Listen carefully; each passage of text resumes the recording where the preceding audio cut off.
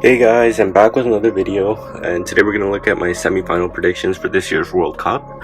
Obviously, these are incorrect now because some of the teams are out already, and it's not even the quarterfinals. Sorry, but I still thought it would be fun to share what I thought would happen with you guys. So let's just get right into it.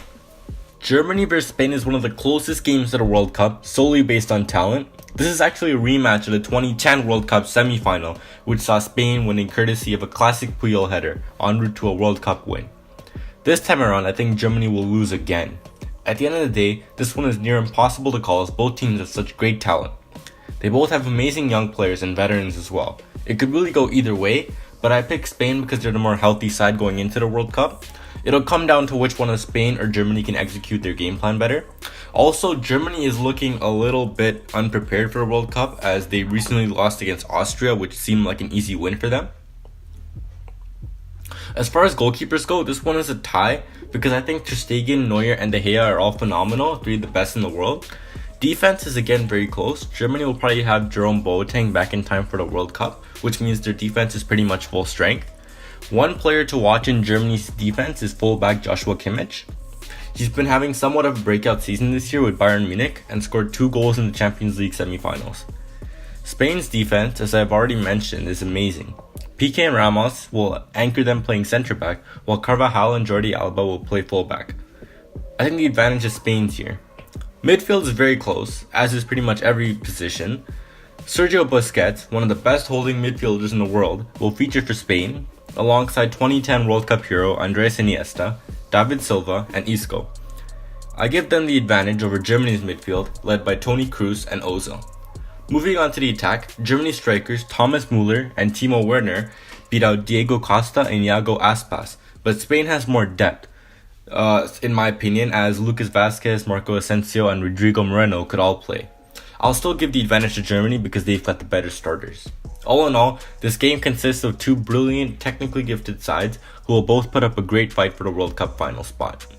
In my opinion, Spain wins this one as long as it doesn't go to penalties.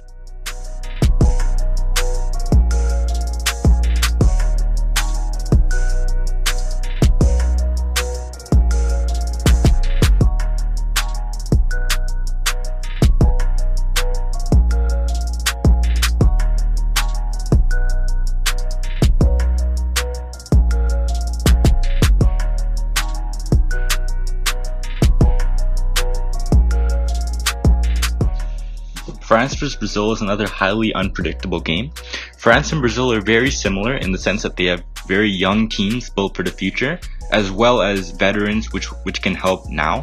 If they don't win this World Cup, I could easily see either of these teams winning the World Cup in Qatar 2022. This time around, I'd give the advantage to France. Although I think Brazil has the capability to win this game, France is the more well-rounded side in my opinion.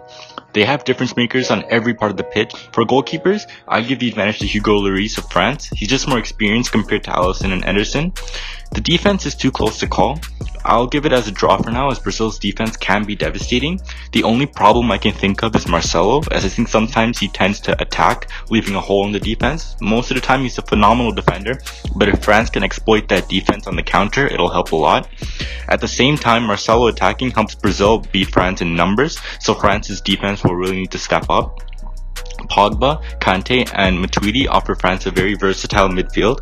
Although Brazil can say the same about Casemiro, Willian, and Paulinho, I think France has the advantage.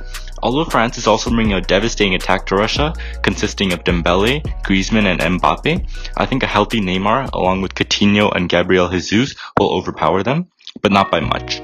One of the big deciding factors of this game will be which country's young stars will step up. If players like Dembele and Mbappe step up, then France will win. But if Gabriel Jesus and Coutinho step up, then Brazil will advance. All in all, I'll give the final spot to France from what I've seen this far.